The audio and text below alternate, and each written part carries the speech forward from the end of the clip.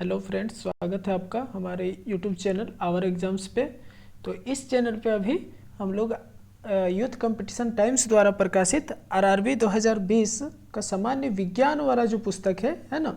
देखिए ये जो ब्लू कलर का आया हुआ है, स्काई कलर का, ठीक है। तो इस पुस्तक को हम लोग अभी डिस्कस कर रहे हैं।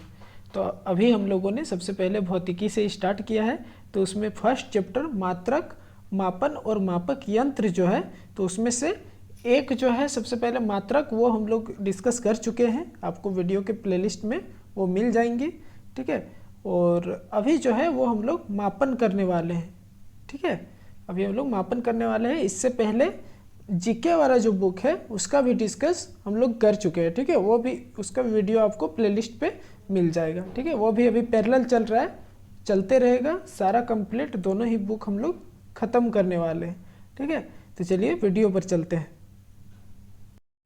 तो देखिए आज का जो चैप्टर है वो है मापन, ठीक है। और इसमें इससे बनने वाले सारे क्वेश्चन को हम लोग आज डिस्कस करने वाले हैं।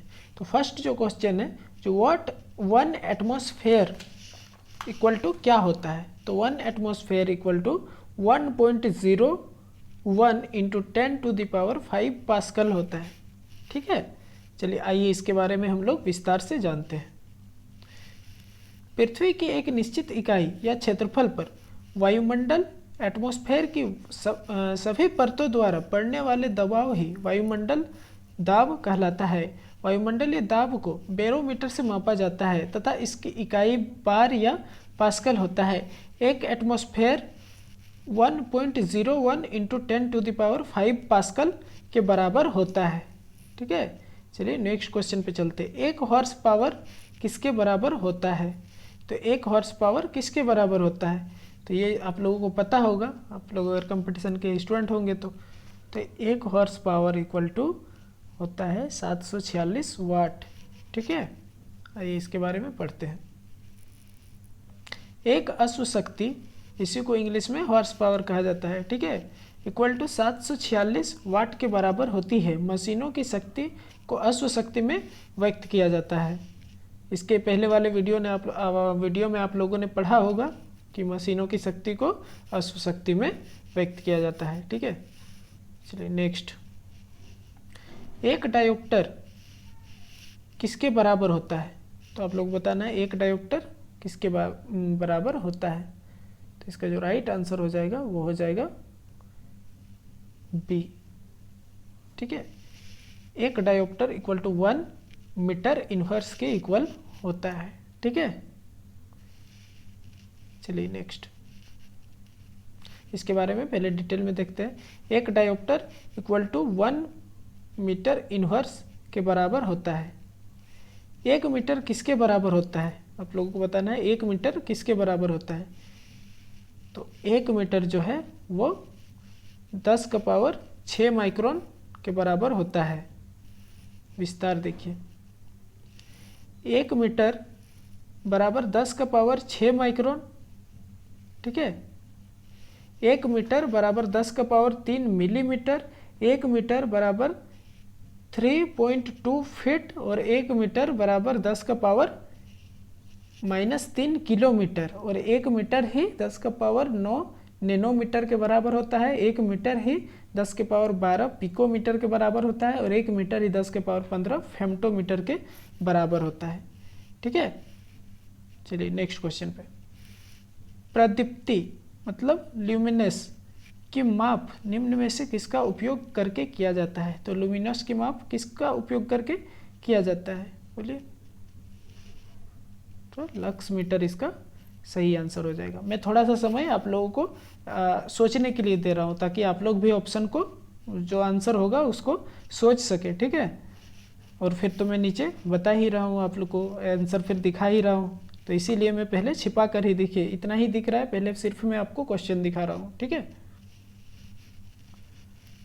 देखिए प्रदीप्त की माप लक्स मीटर के द्वारा की जाती है। लक्स एक व्युत्पन्न इकाई है जो ल्यूमेन पर आधारित है। ल्यूमेन कैंडिला से व्युत्पन्न इकाई है। एक लक्स बराबर है 1 ल्यूमेन प्रति वर्ग मीटर, ठीक है। यहाँ पे ये दोनों मिला हुआ है। 1 लक्स बराबर 1 ल्यूमेन प्रति वर्ग मीटर, जहाँ 4 पाई ल्यूमेन एक कैंडेला प्रकाश्य तीव्रता के प्रकाश स्रोत का पूर्ण प्रकाशीय बहाव है। 1 लक्स इक्वल टू 1 ल्यूमेन पर मीटर स्क्वायर होता है। ठीक है, 1 किलोवाट घंटा कितने के बराबर होता है? बोलिए कितने जूल के बराबर होता है? देखिए ये बहुत ही इंपॉर्टेंट क्वेश्चन है, आरआरबी ग्रुप डी में 4 बार पूछा गया है, एएलपी टेक्नीशियन में भी पूछा गया है। ठीक है, तो 1 किलोवाट आवर बराबर 3.6 into 10 to the power 6 joule के बराबर होता है।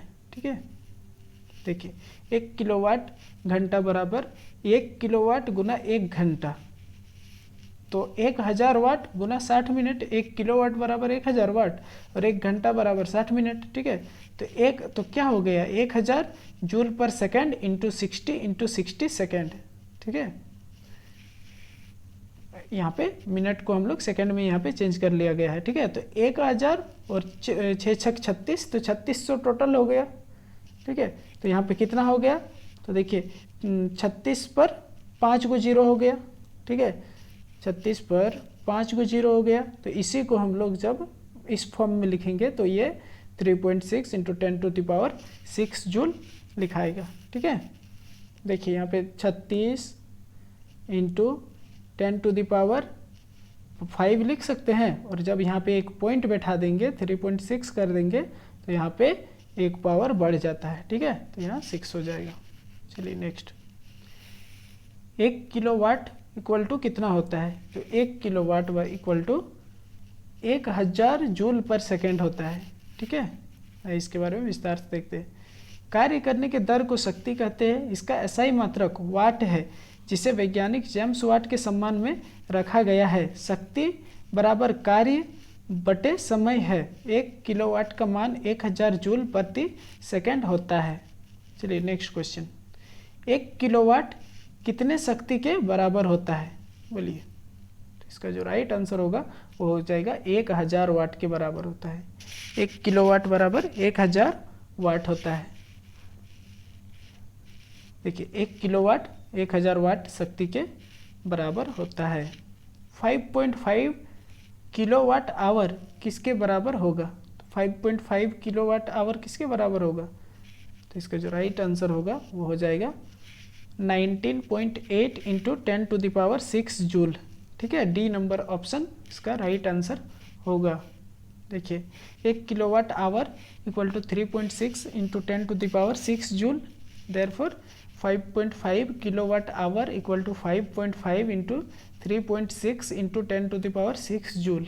ठीक है, equal to 19.8 into 10 to the power 6 joule होता है। ठीक है, कैलकुलेशन करके इतना आ जाएगा। 5.6 किलोवाट आवर किसके बराबर होता है? ठीक है, 5.6 किलोवाट आवर, तो इसका जो राइट आंसर होगा वो हो जाएगा आपका ए 20.16 गुना 10 का पावर 6 जूल। देखिए 1 किलोवाट घंटा बराबर 1 यूनिट होता है, और इसका वैल्यू कितना होता है? तो 3.6 into 10 to the power 6 joule. अब 5.6 को 3.6 into 10 to the power 6 joule से मल्टीप्लाई कर देना है। बेसिकली आप लोगों ने 2 क्वेश्चन देखा, तो क्या आया उससे दिमाग में माइंड? तो 3.6 into 10 to the power 6 joule आपको याद रखना है, और जितना का निकालने दे, ठीक है, जो भी 4.5 3.6, तो उसको इससे मल्टीप्लाई कर देने से आंसर आ जाएगा। देखिए वही किया गया है, 5.6 किलोवाट आवर निकालने बोला था, तो 5.6 को ये 3.6 into 10 to the power 6 joule से मल्टीप्लाई कर देना है। ये एक फिक्स वैल्यू है, इसको आप लोगों को याद रखना है। ठीक है, चलिए नेक्स्ट, 1 न्यूटन बराबर कितना होता है? तो 1 न्यूटन इक्वल टू कितना होता है? तो इसका जो ये होता है 1 kg गुना 1 मीटर पर सेकेंड स्क्वायर। तो आप लोगों ने पढ़ा, पिछले वीडियो में पढ़ा ही होगा, है ना, न्यूटन, 1 न्यूटन मतलब न्यूटन का जो 1 न्यूटन किसके इक्वल होता है? तो केजी मीटर पर सेकेंड स्क्वायर का, और केजी मीटर पर सेकेंड स्क्वायर को ही हम लोग न्यूटन भी कहते हैं। ठीक है, तो इसका राइट आंसर ऑप्शन बी हो जाएगा। 1 kg एक एक तो यहाँ पे नहीं लिखाता है ना, तो दोनों को जब हम लोग सॉल्व करेंगे तो क्या हो जाएगा लास्ट में, केजी मीटर सेकेंड माइनस 2, तो यही तो होता है न्यूटन, है ना, 1 न्यूटन। तो यही इसका राइट आंसर हो जाएगा ऑप्शन बी। ठीक है, वही यहाँ पे लिखा हुआ है, बल बराबर force equal to M A होता है ना, द्रव्यमान इंटू त्वरण, वही यहाँ पे लिख दिया गया है। द्रव्यमान का ऐसा यूनिट केजी होता है, त्वरण का मीटर पर सेकेंड, सॉल्व करके वही आएगा। 4.6 किलोवाट आवर इक्वल टू क्या होगा, तो आप लोग खुद बना लीजिएगा।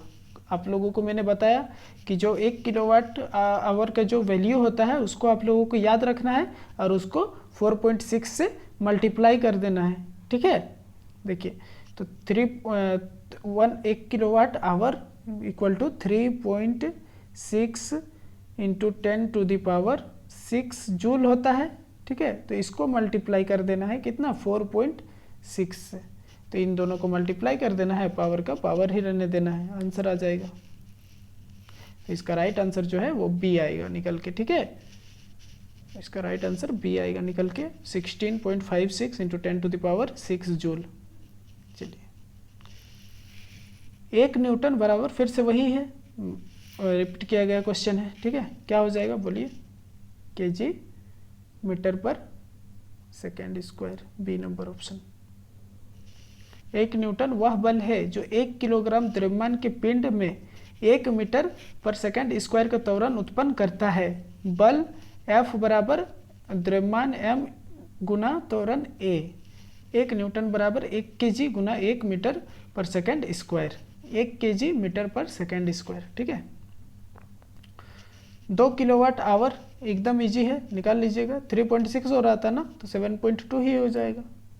ठीक है, और 10⁻ कितना था, 6, तो वही लिख दीजिएगा। तो इसका जो राइट आंसर हो जाएगा वो क्या हो जाएगा, तो बी नंबर जो ऑप्शन है वो सही हो जाएगा। देखिए 2 इंटू 3.6 गुना 10⁻6 जूल, तो देखिए ये 36 हुआ ना, 36 दूनी 72, तो 72 एक पॉइंट था बीच में, पॉइंट बैठा दिए, ये वैसे ही रहने दिए, 6 जूल।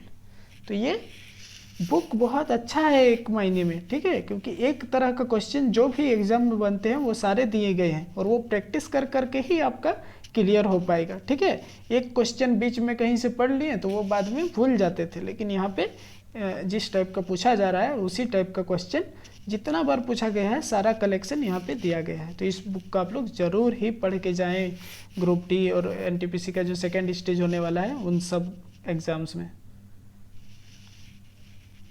वही यहाँ पे सॉल्यूशन दिया हुआ है। ठीक है, 4.2 किलोवाट आवर, इसको भी आप लोग सक जाइएगा। ठीक है, इसका जो राइट आंसर मल्टीप्लाई कर लीजिएगा 3.6 इंटू 10⁻6 जूल से, तो इसका जो राइट आंसर हो जाएगा वो क्या हो जाएगा, तो ये निकल के आएगा। ठीक है, 15.12 इंटू 10⁻6 जूल। देखिए वही किया गया है, एकदम इजी है ना। यही कैलकुलेशन एक बार करना है, हो जाएगा। प्रकाश वर्ष द्वारा किसे मापा जाता है, तो प्रकाश वर्ष किसकी इकाई है, वही है ना, प्रकाश वर्ष दूरी की इकाई होती है। देखिए, प्रकाश वर्ष द्वारा दूरी को मापा जाता है। प्रकाश वर्ष वह दूरी है जो प्रकाश 1 वर्ष में तय करता है। एक प्रकाश वर्ष में 9.46 इंटू 10⁻12 किलोमीटर होता है।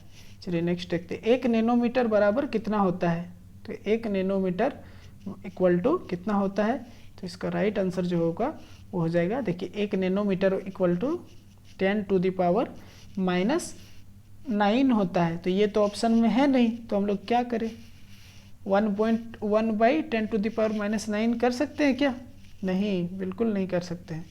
तो ये जो डी नंबर जो ऑप्शन होगा वो सही हो जाएगा।